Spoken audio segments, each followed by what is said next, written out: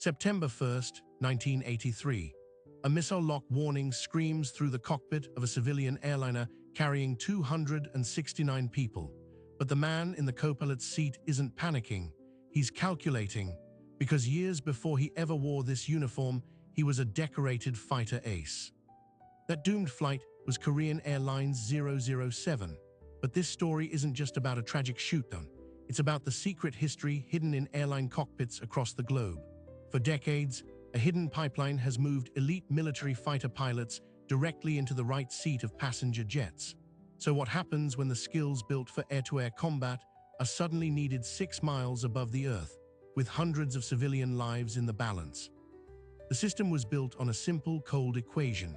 When a Top Gun pilot leaves the service, they possess roughly 10,000 hours of the most expensive, high-stakes training on Earth. An airline can hire them for a fraction of that cost. So after the Vietnam War, a silent migration began.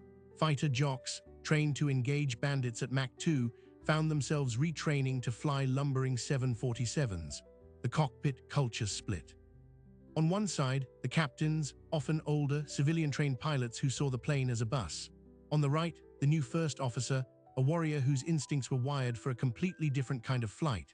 Their manuals swapped missile launch procedures for passenger meal service charts, but the neural pathways remained. The reflex to scan for threats, to process a sky full of data in milliseconds, to react when a blip on a radar screen turned hostile. This created a shadow layer of capability within commercial aviation that few passengers ever knew about. By the 1980s, this pipeline was a flood. Nearly 2/3 of all major airline pilots in America had a military past, but the world they now flew in was a geopolitical tinderbox. The Cold War had drawn invisible borders in the sky, and crossing them was a capital offense. The Soviet Union, in particular, maintained a shoot-first policy for any aircraft that penetrated its airspace. Their interceptors, like the Sukhoi Su-15, were armed with heat-seeking and radar-guided missiles. The protocol was brutal: identify, escort, and if the intruder did not comply, destroy. No radio warnings to civilian bands, no consideration for passenger manifest. This was the reality that Korean Airlines Flight 007 flew into on that September night. The Boeing 747, call sign Romeo 20, had lifted off from New York, bound for Seoul. In the cockpit was Captain Chun Byung-in, a veteran pilot, but our focus is the man in the right seat, the first officer. While records don't confirm his entire history, the model was standard: a former military aviator now navigating a civilian jet across the Pacific. The flight plan was routine. But a tiny, nearly imperceptible error was programmed into the aircraft's navigation computer. A 1.5-degree mistake in heading. Over the vast emptiness of the ocean, that error grew. Mile by mile, the jumbo jet drifted off course, veering unknowingly into some of the most heavily defended airspace on the planet. Soviet radar operators on the ground watched the blip. They classified it as a military target, likely an American RC-135 spy plane. The order was given. Interceptors scrambled. At 3:26 in the morning local time, a Soviet pilot, Major Gennady Osipovich, guided his Sukhoi fighter into position. He reported a large 4-engine aircraft, its navigation lights blinking peacefully in the dark. He armed his missiles.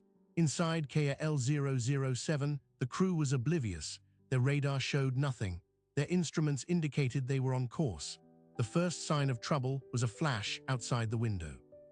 A Soviet interceptor, closing fast, firing warning tracer rounds from its cannon, but in the dark, at cruising altitude, the crew missed it. The fighter pilot then radioed his ground control. "I am firing cannon bursts. The target is not responding." He was then ordered to destroy the intruder. He moved in, locked his radar onto the massive airliner, and at 3:26 and 20 seconds, he launched 2 R-98 missiles. The explosion was catastrophic. The 747, with 269 souls aboard, fell from the sky into the Sea of Japan. All lives were lost. In the immediate aftermath, the world saw a tragic navigational error and a brutal military overreaction. But if you look closer at the cockpit resource management, at the 30 minutes between the first radar paint and the missile impact, a terrifying question emerges. What did the crew know? And more specifically, what could the man in the right seat, with a potential background in tactical interception, have done if he had recognized the signs? The official investigation concluded the crew was tragically unaware. But that conclusion relies on one assumption, that a former military pilot, trained in threat detection, would process sensor data and visual cues the same way a purely civilian pilot would. What if he did see the fighter? What if his training screamed that the blip closing at 800 knots was a hostile, but his civilian protocol and captain's authority told him to stay the course? This is the hidden tension. The fighter ace's instinct is to evade, to defend, to break hard and dive. The airline first officer's duty is to maintain calm, follow procedures, and trust air traffic control. They are contradictory imperatives, and in the case of 007, that conflict may have been fatal. The incident sent shockwaves through global aviation, but it didn't stop the pipeline. If anything, it highlighted why airlines wanted these pilots. Their next challenge wouldn't be over the Pacific, but in the crowded, chaotic skies of the Middle East, and it would involve a former US Navy fighter pilot named John Testrake. But here's where the story twists, because 4 years later, in the summer of 1988, the roles would be perfectly, tragically reversed. This time, it would be a military warship staring at a radar screen, misidentifying a civilian airliner as a hostile fighter. And in that cockpit, facing down an incoming missile, would be a crew whose training was about to be tested in the most final way possible. The USS Vincennes was the US Navy's most advanced warship, a guided missile cruiser equipped with the Aegis Combat System, a computer network so powerful it could track hundreds of targets simultaneously across thousands of square miles. It was commanded by Captain Will Rogers III, a naval aviator who had once flown F-4 Phantoms. But on the morning of July 3, 1988, he was staring at a radar screen that told him he was under attack by an Iranian F-14 Tomcat. The ship was in the Persian Gulf, engaged in a skirmish with Iranian gunboats. The air picture was chaotic, and climbing out of Bandar Abbas Airport on a routine scheduled flight to Dubai was Iran Air Flight 655, an Airbus A300. The cruiser's sophisticated systems saw its transponder code, a standard civilian squawk. But somewhere in the chain of analysis, that data was discarded. A junior operator, under immense pressure, reported the airliner's speed and rate of climb as consistent with an attacking fighter. Captain Rogers, a fighter pilot by training, was now making a captain's decision in a warship, not a cockpit. His mental model was one of air combat, where hesitation means death. He had minutes, maybe seconds, to decide. He requested permission to engage. Higher command, relying on his data, gave it. At 10:24 a.m., the Vincennes fired 2 surface-to-air missiles. The first ripped the Airbus apart. All 290 passengers and crew, including 66 children, were killed. The world was horrified. Another civilian airliner shot from the sky, but the investigation revealed a chilling symmetry to the KAL incident. This wasn't a Soviet pilot following rigid doctrine. This was an American warship, crewed by highly trained personnel, making a catastrophic error in data processing. And at the heart of it was a commander whose instincts were forged in air-to-air combat. The official review found that the stress, task fixation, and unconscious distortion of data by the crew had led to the misidentification. In simpler terms, they saw what they were trained and primed to see, a threat. But here's the pivotal detail almost everyone misses. In the skis above the Vincennes that morning was a US Navy E-2C Hawkeye, an airborne early warning aircraft. Its crew, including a radar officer who was a former fighter intercept controller, was also tracking the Airbus. They saw its civilian transponder code clearly. They identified it as a commercial flight. They tried to radio the Vincennes, but due to a combination of radio frequency issues and the warship's intense focus on its own perceived battle, the warning never got through. So in one tragic moment, you have the pipeline in full, devastating effect. A former fighter pilot turned ship captain makes a lethal call based on fighter pilot logic, and a former military air controller in a surveillance plane, trying to apply his specific training to prevent a disaster, is blocked by the very system he's a part of. The US government would eventually pay $61.8 million in compensation, calling it a human error and not an intentional act. But for the aviation world, the lesson was stark. The warrior mindset, so valuable in the cockpit of a fighter, could become a liability in the complex, integrated system of modern air defense or civilian flight. It created a tunnel vision where an Airbus could become an F-14. This incident forced a reckoning. Airlines and militaries began quietly studying the psychological profile of transitioning pilots. How do you retrain a brain wired for combat to default to peace? The answer was a new focus on crew resource management, or CRM, a philosophy that emphasized teamwork, communication, and challenging authority if something seemed wrong. It was a direct response to the hidden tension in the right seat, but just as this new system was being implemented, the pipeline delivered its most dramatic test case, and it happened not with a missile, but with a pistol to a pilot's head. Enter Captain John Testrake. A former U.S. Navy pilot who had flown transports, Testrake was now the captain of TWA Flight 847, a Boeing 727.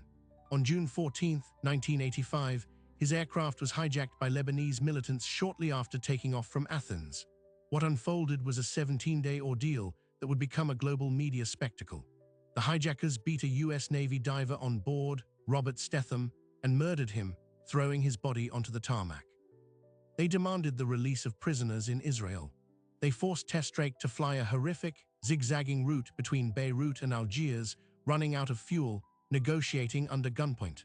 And through it all, Testrake's military background became his invisible co-pilot. He used his understanding of logistics and fuel management to manipulate the hijackers, subtly convincing them of the need to land where he wanted. He maintained a calm, authoritative demeanor that psychology experts later said was rooted in military command training. He communicated with authorities on the ground using subtle cues understood by military negotiators. When a hijacker held a grenade to his head for a televised press conference, Testrake didn't panic. He spoke calmly to the camera, his eyes subtly conveying more information than his words. His first officer and flight engineer, also with military backgrounds, supported him in this unspoken tactical operation. They weren't just airline staff, they were crew operating in a hostage barricade scenario, and their training, though not recent, provided a framework. They survived. The hostages were eventually released. Testrake was hailed a hero. Here was the pipeline's ultimate justification. The skills asterisk did transfer. They could save lives. The industry pointed to Testrake and said, "See. This is why we want them." The duality was now complete. The same background that may have contributed to the destruction of Iran Air 655 had just helped save the lives of everyone on TWA 847. The warrior in the cockpit was both a potential risk and a potential savior. The question for airlines became one of dosage. How much of that instinct do you want? And how do you control it? The solution was a technological and regulatory revolution. Starting in the 1990s, the industry moved aggressively towards glass cockpits, automated flight systems, and strict, procedure-based flying. The stick and rudder genius of the fighter jock was being deliberately sidelined in favor of a monitor and manage philosophy. The pilot was becoming a systems operator. This was the final stage of the retraining. It wasn't just about new rules. It was about building a cockpit where it was physically harder to be a maverick. At the same time, the pipeline began to narrow.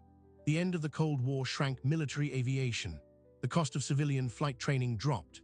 By the 2000s, the percentage of airline pilots with military backgrounds had fallen from 2/3 to just 1/3. A new generation was rising, pilots who had never known anything but glass cockpits, automated checklists, and the sterile safety of peacetime skis. The warrior was being phased out, replaced by the manager. And everyone thought this made flying safer, but they were wrong, because they had removed one set of risks and inadvertently installed another, far more insidious one. The new threat wouldn't come from a missile lock or a hijacker's grenade. It would come from within the quiet, automated cockpit itself. And when it struck, the men and women in the right seat would face a dilemma no amount of their predecessors' military training could have ever prepared them for. The stage was set for a disaster that would rewrite the book on aviation safety and force the world to ask a painful question. In our quest to eliminate the fighter pilot's dangerous instincts, had we also stripped away our last line of defense? New threat was silent, systemic, and born from perfection. It was called automation dependency. Pilots, increasingly acting as system monitors, began to lose fundamental stick and rudder skills. Their hands no longer knew the feel of a stall. Their ears no longer recognized the shudder of a wing losing lift. Their instincts, the very thing the pipeline once provided, were atrophying inside a digital cocoon. The first major crash to expose this flaw was Air France Flight 447. On June 1, 2009, the Airbus A330 was cruising over the Atlantic at night. Ice crystals clogged its pitot tubes, the sensors that measure airspeed.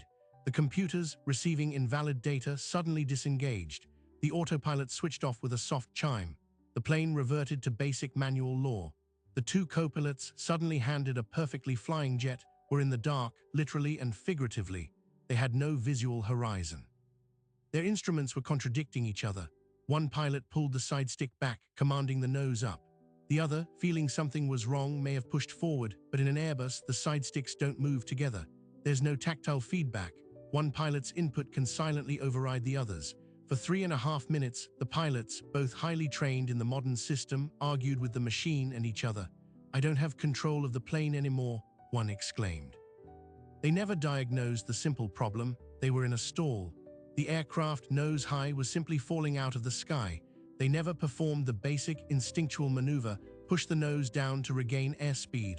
They died with the stick pulled fully back. 228 people perished. The investigation was brutal. It cited inappropriate control inputs and a failure to recognize a stall. But the deeper cause was a generation of pilots who had outsourced their kinesthetic sense to a computer. Their training had prepared them for computer failures, but not for the total loss of their own raw flying intuition. The industry shuddered. Here was a crash with no mechanical failure, no missile, no hijacker. It was a failure of human capability, induced by the very systems designed to prevent failure. And it begged the question, would a pilot from the old pipeline, a fighter jock used to flying by the seat of his pants in a turbulent, unstable machine, have felt that stall through his hands? Would he have recognized the mush of decaying control response before the alarms even sounded? The data is haunting. Studies began to show that manual flying skills degraded precipitously after just a few months of automated flight. Airlines implemented manual flying days, but they were often brief and scripted. The problem was now psychological. Pilots trusted the glass screens more than their own guts. And then it got worse, because the next crash proved automation dependency wasn't just about losing skills, it was about a catastrophic breakdown of the very crew resource management that was supposed to be the safety net. On July 6, 2013, Asiana Airlines Flight 214, a Boeing 777, was on final approach to San Francisco. In the cockpit were 3 experienced pilots, but the pilot flying was relatively new to the aircraft and was hand-flying the approach, struggling with the complex automation modes. He believed the autothrottle was maintaining speed. It was. The aircraft slowed dangerously. No one in the cockpit effectively monitored the airspeed. The instructor pilot, fixated on getting the trainee, missed the decaying energy state. The third pilot saw the problem too late. The 777 stalled and slammed into the seawall short of the runway. 3 people died. The National Transportation Safety Board found the cause was the crew's over-reliance on automation and their failure to monitor airspeed.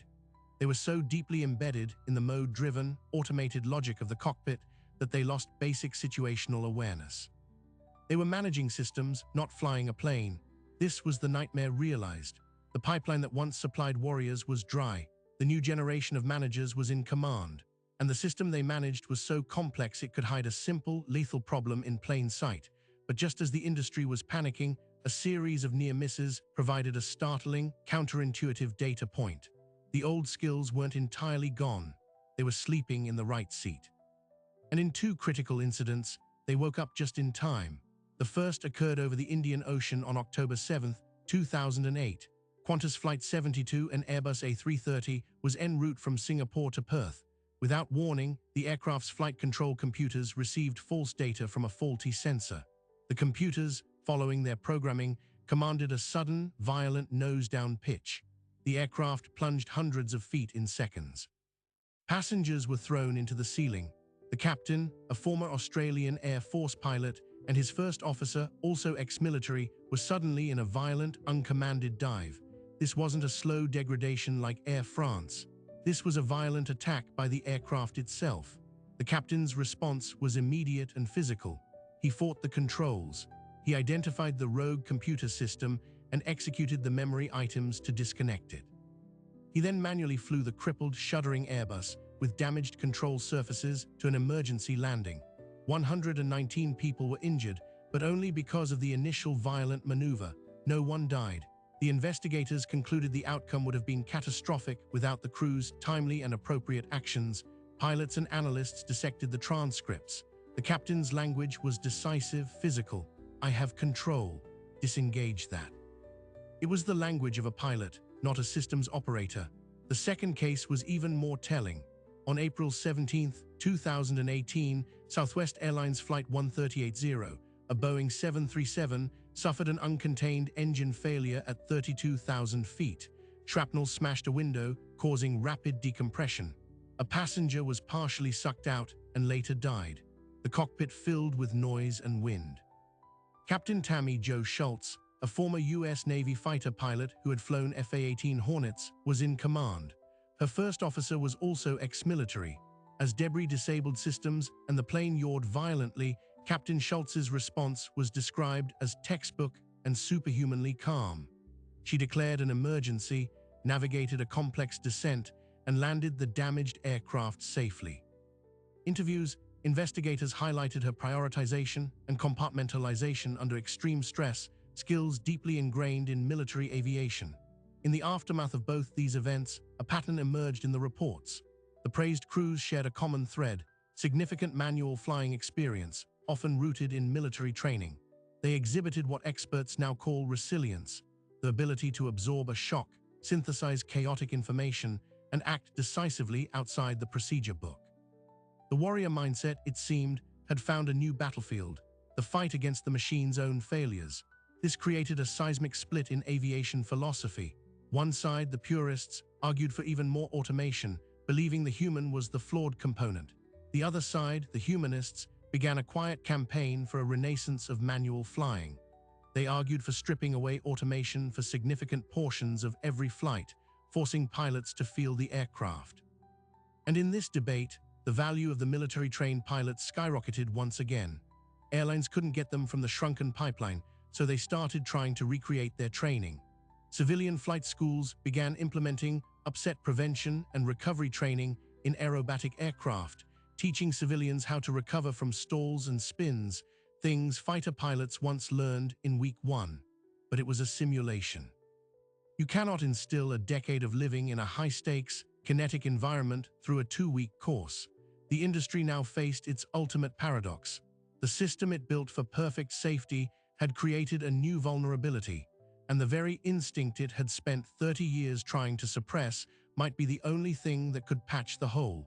This reckoning was no longer theoretical. It was about to be tested in the most public, terrifying way possible, in the skies over the Atlantic, with the eyes of the world watching live. And in the right seat of that doomed aircraft would be a man whose entire career was the living embodiment of this very conflict. The test arrived on a cold January afternoon over New York City. US Airways Flight 1549, an Airbus A320, lifted off from LaGuardia Airport. At 3,000 feet, it flew into a flock of Canada geese. The result was not one, but 2 catastrophic engine failures. In the cockpit was Captain Chesley "Sully" Sullenberger, a former United States Air Force fighter pilot who had flown F-4 Phantoms. For the next 208 seconds, every layer of this decades-long conflict would be distilled into one simple, impossible question: where do we land? The Airbus became a glider. All automation was useless. The aircraft was dead stick. In that moment, Captain Sullenberger did not become a systems manager. He reverted, instantly and completely, to a fighter pilot. His first officer, Jeffrey Skiles, also a highly experienced pilot though not ex-military, began the engine restart checklist. Sullenberger took control. He scanned the horizon, not a radar screen, but the actual terrain of New York City. His brain performed calculations he hadn't consciously used in decades: glide ratio, energy management, descent rate. Air traffic control offered him runways. He instantly knew they were unreachable. His military training had ingrained a fundamental truth: when you have no power, you have no options. You trade altitude for speed and speed for control. You pick the least bad place to put the aircraft down. The Hudson River. It was an unthinkable choice for a civilian pilot. Ditching a large aircraft in water was considered almost universally fatal, but Sullenberger's assessment was tactical. The river was smooth, it was wide, it was free of obstacles. It was, in the calculus of a pilot with no alternatives, a viable runway. He announced, "We're gonna be in the Hudson." He did not ask, he informed. It was the voice of command. For the next 3 minutes, he flew the Airbus with a precision that stunned investigators. He had to maintain a specific descent rate. Too fast, and the aircraft would break apart on impact. Too slow, and they would stall and crash into the city. He had to keep the wings perfectly level. He had to touch down at the exact moment the aircraft's speed decayed to the minimum controllable level. He executed it perfectly. The landing was not a crash. It was a controlled, planned ditching. The Airbus stayed intact. Every one of the 155 people on board survived. The investigation that followed was a vindication of every positive aspect of the pipeline. The National Transportation Safety Board simulation proved there was no chance of making it back to LaGuardia or to Teterboro Airport in New Jersey. Sullenberger's instinctual assessment had been correct. But more than that, the board highlighted the superior cognitive and manual flying skills of the crew. They specifically noted Sullenberger's calm, methodical, and precise control inputs during the descent. The language used echoed that from the Qantas and Southwest incidents. This was not a crew overwhelmed by automation failure. This was a crew led by a commander with a specific background, leveraging human capability to its absolute limit. Sully became a global hero. The pipeline had its perfect poster child. Here was the fighter ace, years removed from the cockpit of a Phantom, saving everyone because of skills forged in a completely different arena. The industry had its answer. Warrior instinct, when filtered through experience and tempered by civilian discipline, was not a liability. It was the ultimate insurance policy. In the aftermath, aviation training underwent its most significant shift. Since the advent of CRM, the focus swung back toward manual flying, but with a new sophistication. It wasn't just about practicing stalls. It was about teaching energy state management and unusual attitude recovery, concepts fighter pilots knew intimately. Advanced flight simulators began programming scenarios where all automation failed, forcing pilots to think and fly like Sullenberger did. Airlines started actively recruiting from the shrinking military pool again, valuing that foundational training more than ever. But the story doesn't end with a simple victory for the old ways, because the final, surprising twist is this: the system itself learned from Sully. And what it learned ensured that his specific heroism would hopefully never be required again. The surprising detail lies in the black box data from Flight 1549. Investigators noticed that during the glide, Sullenberger made several subtle, almost imperceptible control inputs to fine-tune the aircraft's attitude. These were not actions prompted by a procedure or a checklist. They were the tactile, continuous corrections of a pilot feeling the aircraft through the controls. This data was fed into a new generation of aircraft software. Engineers developed and implemented what are now called backup control laws. In modern Airbus and Boeing aircraft, if both engines fail and the aircraft becomes a glider, the flight computers can now actively assist the pilot. They can calculate the optimal glide path to the nearest suitable runway, or yes, even a river. They can provide steering cues on the display and even help manage the energy state. The machine learned from the human's supreme moment of instinct. The pilot is still in command, but the aircraft is now a cooperative partner in the survival calculus. Furthermore, the industry launched a massive research program into bird strike prevention and engine durability, leading to new standards that make dual-engine failures from bird strikes almost statistically impossible today. So the legacy of that January day is a synthesis. It proved the indispensable value of the human pilot, particularly one forged in the fires of military aviation. But it also drove technology to new heights, creating systems that encode that very instinct into silicon and software. The pipeline still exists, but it is now one stream among many. The ideal modern pilot, as defined by the post-Sully era, is a hybrid. They possess the deep systems knowledge of the manager, the communication skills of the CRM graduate, and they are continuously drilled in the manual, instinctual flying of the warrior. They are trained to trust their guts, but also to use every tool at their disposal. The ghosts of KAL-007 and Iran Air 655 still haunt the industry, reminding everyone of the cost of misapplied martial instinct. But the legacy of Sully, of Testrake, of Captain Schultz proves the value of that instinct when applied within the framework of civilian safety. The central question posed at the beginning, what happens when skills built for air-to-air combat are needed 6 miles up with civilian lives in balance has been answered. The answer is, it depends. It depends on the individual. It depends on their training. It depends on the systems around them.